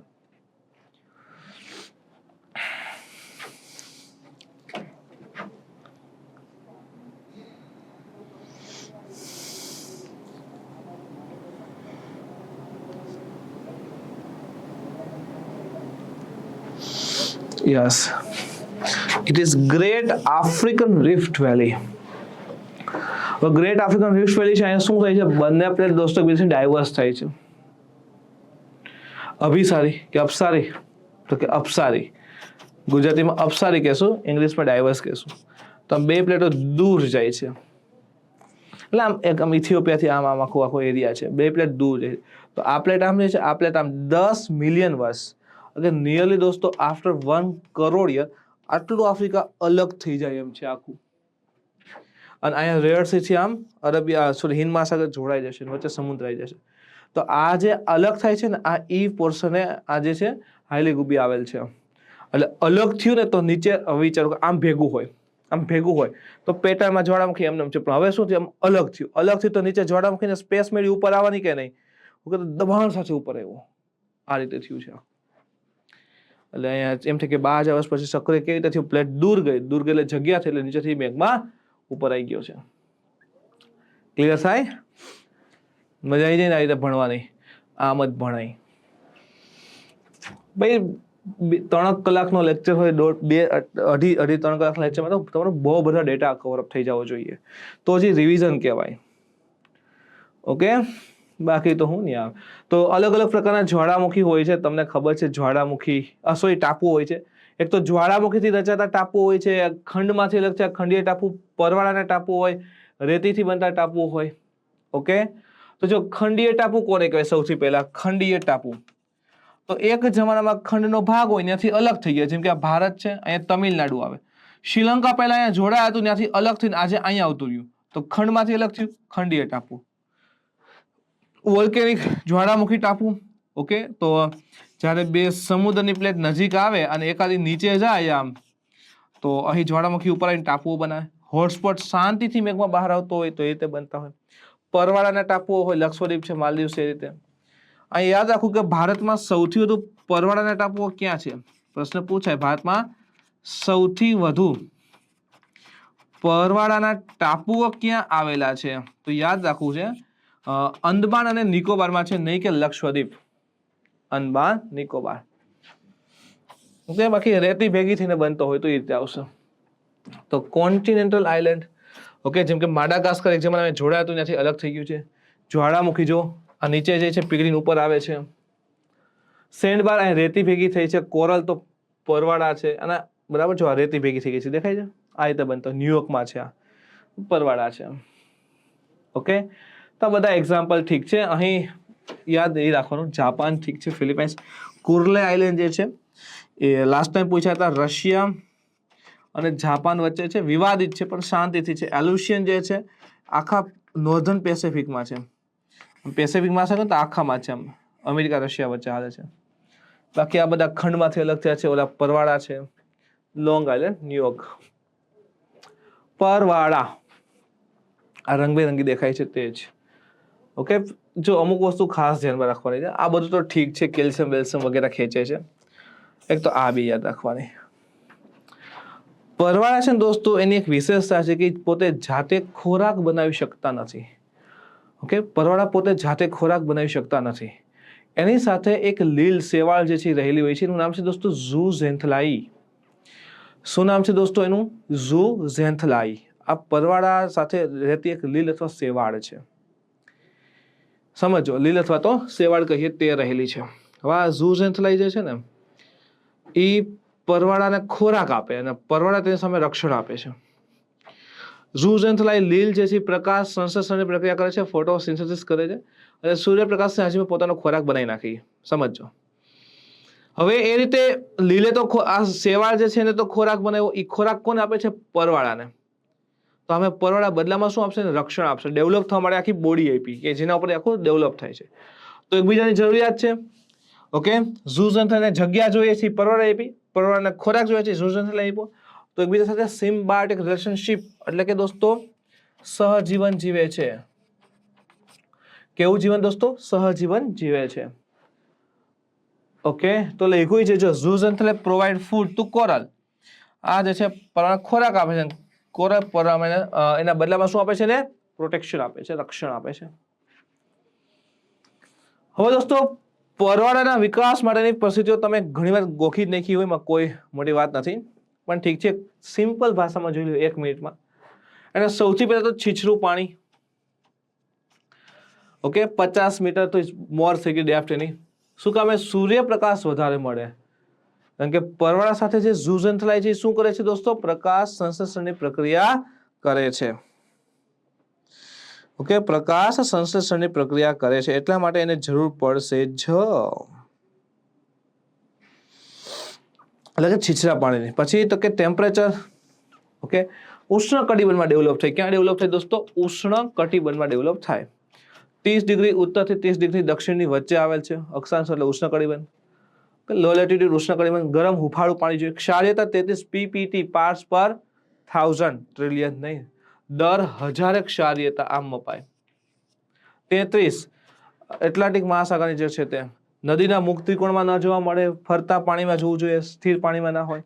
ઓકે, ફરતું પાણી જોઈએ જેથી એમાં પોષક તત્વોનું પ્રમાણ કેવું હોય દોસ્તો? વધારે રહે.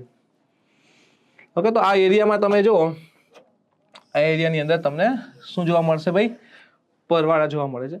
ઇન્ડિયન ઓશનમાં હિન્દ મહાસાગરમાં સૌથી ઉપર પરવાળા કચ્છના અખાતમાં જોવા મળે છે, એની ઉપર નહીં હોય. હિન્દ મહાસાગરમાં સૌથી ઉત્તર કચ્છના અખાતમાં.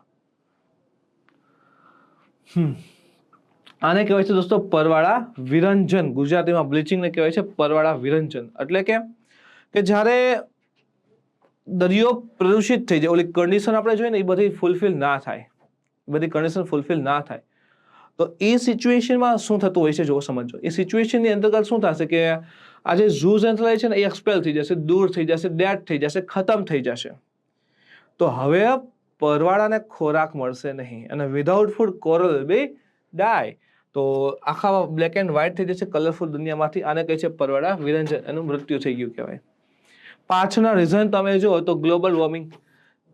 સમુદ્રની સરેરાશ તાપમાન જે છે સમુદ્રની સપાટીનું સી સરફેસ ટેમ્પરેચર જે છે દોસ્તો એ એવરેજ વધી જાય. તાપમાન વધ્યું એટલે વનસ્પતિની ડેથ થઈ જશે. ઓઝોનમાં ગાબડા પડે. સૂર્યના જે કિરણો છે બરાબર છે ઇન્ફ્રા રેડ આવશે ને, અલ્ટ્રા વાયોલેટ, અને એ કિરણો સીધા આવશે બરાબર છે, એનાથી ડેમેજ થશે. સમુદ્રનું એસિડિફિકેશન એટલે કે સમુદ્રની અંદર દોસ્તો કાર્બન ડાયોક્સાઇડની માત્રા વધી જાય કે સમુદ્રમાં એસિડ વર્ષાને લીધે એસિડિકતા વધી જાય, તો એ બધાથી શું થાય છે? પરવાળા મરી જશે.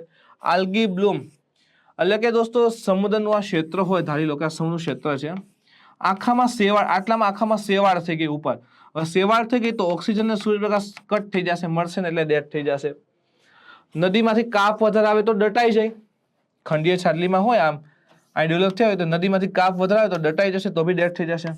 સમુદ્રી પ્રદૂષણ થાય ઓઇલ સ્પીલ એટલે કે સમુદ્રી સપાટી પર જેમાં કહેવાય કે લીલ આવી ગઈ હતી એમ ઓઇલ ઢોળાઈ જાય.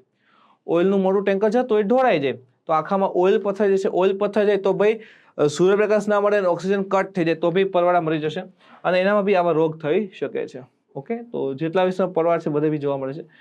ઓસ્ટ્રેલિયાની ગ્રેટ બેરિયર રીફ જે છે દોસ્તો એ એક યાદ રાખવાની છે. આ તો ઠીક છે મેન્સ માટે. ઓસ્ટ્રેલિયાની કઈ ભાઈ ગ્રેટ બેરિયર રીફ ફેમસ છે પરવાળા માટે. ખૂબ જ વધારે પરવાળા અહીં દોસ્તો આવેલા છે. ગ્રેટ બેરિયર રીફ ઓસ્ટ્રેલિયા પાસે. ઓકે, તો જુઓ દોસ્તો લેક્ચરને લાઈક અને શેર કરતા રહેજો સાથે સાથે. જો કે મેં તો પહેલી વાર કીધું લાઈક એન્ડ શેર નું આ વખતે, બરાબર છે. લાઈક અને શેર ખાસ કરતા રહેવાનું છે. ક્લિયર? ચલો, આ બધા સ્ટેજ છે, જેમ કે છતાં બી સમજવું તો સૌથી પહેલા જ્વાળામુખી ફ્રિન્જિંગ રીફ દોસ્તો, અને ગુજરાતીમાં કહે છે પરાતટીય ખરાબા. ઓકે, પરાતટીય ખરાબા એટલે કિનારેથી જ ડેવલપ થયું હોય, પરાતટ કહેવાય, એમાં લઘુન ના હોય. આને બેરિયર રીફને કહેવાય છે દોસ્તો બાધક ખરાબા. શું કહે છે દોસ્તો? બાધક ખરાબા. વચ્ચે લઘુન શરૂ થઈ ગયું, દૂર થયું એટલે બાધા. અને એટોલને કહેવાય છે દોસ્તો કંકણાકાર. આખો ટાપુ ડૂબી ગયેલો હશે, ઉપર આખી રીંગ જ દેખાતી હશે એ રીતે. સમુદ્રી પ્રદૂષણ, બરાબર છે. આ ઓઇલ સ્પિલ છે. રન ઓફ ફ્રોમ લેન્ડ એટલે કે યુથિફિકેશન, આલ્ગી બ્લૂમ. સમુદ્રની ઉપર સપાટીમાં ખાલી એક જ વસ્તુ હશે, શું? આવી શેવાળ થઈ જાય. જો આ ઓઇલ સ્પિલ છે, ઓઇલ ઢોળાઈ ગયું, ઓઇલ ઝેરીલું પાણી નાખે તો જો અહીંયા વ્હાઈટ થઈ ગયા છે પરવાળા છે. તો આ બધી વસ્તુ ઇફેક્ટ કરી દેશે. હવે સમુદ્રના પાણી તમે જો ને તો બે પ્રકારે મુવમેન્ટ આવતા હોય છે. એક છે હોરિઝોન્ટલ હોય અને એક વર્ટિકલ હોય. તમે જો ને તો આપણને આમ પાણી દેખાતું હોય છે તો આ હોરિઝોન્ટલ છે, અને ભરતી ઓટ ને બધું આવે એ શું કહેવાય? વર્ટિકલ મુવમેન્ટ છે. તો સૌથી પહેલા દોસ્તો એમાં વેવ્સ. વેવ્સ એટલે મોજા. સમુદ્રનું પાણી સ્થિરની બદલે ગતિમાં સૌથી પહેલા શા માટે આવે? એની પાછળનું સૌથી મુખ્ય કારણ શું? આમ તળાવ હોય, સરોવર હોય, ડેમ હોય, પાણી સ્થિર હોય. તો સમુદ્ર મોટો ખાડો છે, પૃથ્વી પરનું પાણી સ્થિર હોવું જોઈએ, એટલે ગતિ કેમ કરે છે? ઉપર આમાં કેમ થાય દેખાય છે આપણને એવું? તો દોસ્તો એની પાછળનું મુખ્ય પરિબળ છે વિન્ડ્સ. વિન્ડ. કોણ આવશે? વિન્ડ્સ. પવન છે ને એ આ સમુદ્રની સપાટી હોય, પવન છે ને એને પુશ કરે, ધક્કો મારે પાણી હોય ઉછળશે ક્યાં જશે? નીચે જશે. આ રીતે આમ ગુરુત્વાકર્ષણ નીચે આવે. તો આપણને આમ દેખાય છે તરંગ સ્વરૂપે. But actual motion of ocean water is not wave, it's circular. Okay, actual motion of water beneath the wave is circular. કેવી રીતના હોય છે જુઓ, આ રીતે હોય છે. આપણને સીધું દેખાય છે પણ એકચ્યુઅલમાં જે છે સર્ક્યુલર મુવમેન્ટ. સર્ક્યુલર એટલે કેવી રીતના જુઓ છે, આ રીતે આખા સર્કલ છે જુઓ. નીચે એવું પાણી, ઉપર જાય, પછી આમ જાય. આપણને ઉપર તો આમ જ દેખાતું હોય છે, આમ જ દેખાય છે, પણ એકચ્યુઅલ મોશન કેવી છે દોસ્તો? સર્ક્યુલર મોશન છે. અને આ ધક્કો કોણ મારે છે? પવન. પવન પુશ કરે સપાટીને અને ઉપર ઉછે, ગુરુત્વાકર્ષણ નીચે ખેંચી લે. આ રીતે આખું ચાલે છે. ઓકે, તો આ છે દોસ્તો વેવ્સ કેવી રીતે ક્રિએટ થાય છે, મોજા. હવે સમુદ્રની અંદર તમે જુઓ ને તો મોજા આમ શાંત હોય, આમ વેવ ફોર્મમાં આવતા હોય, આ રીતે આમ તરંગો હોય. પણ જેમ કિનારામાં પાણી ઉછળે છે એવું શું કામ? તો એ ડેપ્થ ઘટી જાય એટલે. અહીંયા શું થાય કે શૃંગ અને ગત આખા સરસ મજાના પૂરા થાય. જો આખા ચક્ર સરસ મજા પૂરા થઈ જાય છે. અહીંયા આખું પૂરું કમ્પ્લીટ થાય છે. પણ હવે અહીંયા પૂરું નથી થતું. જો એને ઊંડાઈ, આટલી ઊંડાઈ ના મળે એટલે આ સર્કલ શું થાય? ઉછળે. એટલે પાણી શું થાય? ઉછળવાનું છે પૂરું થવા. હજી ઉછળશે, હજી ઉછળશે, હજી ઉછળશે. એટલે એકચ્યુઅલી શું થાય કે જેમ દોસ્તો ઊંડાઈ ઘટે, જો સિમ્પલ ભાષા સમજ, અહીંયા સમજો આમ રીતે આમ ઊંડાઈ ઘટી, પાણી ઉછળશે પૂરું થવા. એટલે કિનારે જે છે ને કેમ મોજા આવે છે, પાણી ઉછળતું હોય છે due to lack of depth. Okay, ઊંડાઈની અછત. ઊંડાઈ કેવી છે દોસ્તો? ઓછી થઈ જાય છે એટલા માટે.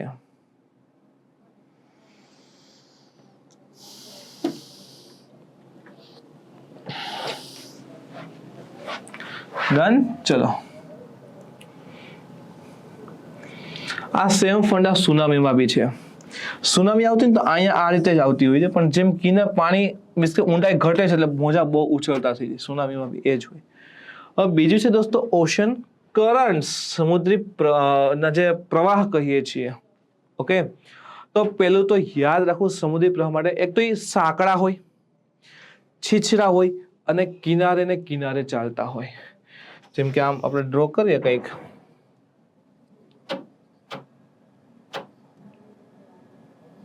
જુઓ આ ગલ્ફ ઓફ મેક્સિકો વગેરે આમ ડ્રો કરીએ, ફ્લોરિડા ડ્રો કરીએ આમ, તો અહીંથી જેવા એ એન્ટર થશે તો કિનારે કિનારે જ ચાલે. આમ જ ચાલતા હોય સમુદ્રના પ્રવાહ, નેરો અને શેલો. ઓકે દોસ્તો, સાંકડા પટ્ટા હોય અને બીજું છીછરા પટ્ટા હોય, છીછરા વિસ્તાર હોય. Along the cost ocean margin, દરિયા કિનારા પાસે. સાંકડા અને છીછર એટલે એવરેજ 200 મીટર, સોરી 500 મીટરની ડેપ્થ બસ થઈ ગઈ. તો એટલા કે કિનારે સામે પટ્ટા ચાલતા હોય છે દોસ્તો, એને આપણે શું કહીએ છીએ? સમુદ્રના પ્રવાહ કહેતા હોઈએ છીએ. આખી પૃથ્વી પર ફરે છે દોસ્તો. હવે બે પ્રકારના પ્રવાહ હોય, એક તો ગરમ હોય, બીજું ઠંડા હોય. સમજો આ પૃથ્વી લઈએ તો ઉષ્ણકટિબંધ હોય તો એમાં ગરમ પ્રવાહ હોય અને ધ્રુવ પાસે ઠંડા હોય. અહીંથી ગરમ આવે, અહીંથી ઠંડા આવે. આનાથી શું થાય કે temperature of ocean will be balance.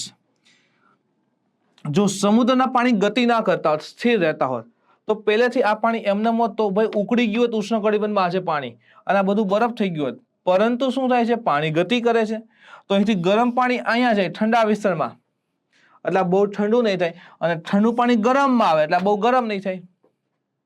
એટલે એકબીજામાં સમુદ્રી પ્રવાહ જાય છે, વિષુવવૃત્તથી ધ્રુવ અને ધ્રુવથી વિષુવવૃત્ત. યાદ રાખવાનું ક્યાંથી ક્યાં જાય છે. વિષુવવૃત્તથી ધ્રુવ અને ધ્રુવથી દોસ્તો વિષુવવૃત્ત. વિષુવથી ધ્રુવ, ધ્રુવથી વિષુવવૃત્ત. ઓકે, એટલે બેલેન્સ વોટર શું થાય છે દોસ્તો? વોટર બેલેન્સ રહે છે. ચલો, વોટર ટેમ્પરેચર બેલેન્સ રહે છે. જો છે પોલ ટુ ઇક્વેટર, એટલે કે ધ્રુવથી વિષુવવૃત્ત, વિષુવવૃત્તથી ધ્રુવ ચાલ્યા રાખે છે. ગરમ પાણી ક્યાં હોય? ઇક્વેટર પાસે. ઠંડુ પાણી ક્યાં હોય? પોલ પાસે. હવે એક વસ્તુ વિચારજો, જો સિમ્પલ, આ ઇક્વેટર લઈએ, આ પોલ લઈએ, ધ્રુવ લઈએ. અહીં ગરમ પાણી હશે, અહીં ઠંડુ પાણી હશે. ચલો, સૌથી પહેલી વસ્તુ, બંનેમાંથી હળવું કોણ હોય? તો કે ગરમ પાણી ઓલવેઝ દોસ્તો લાઇટર હોય, હળવું હોય.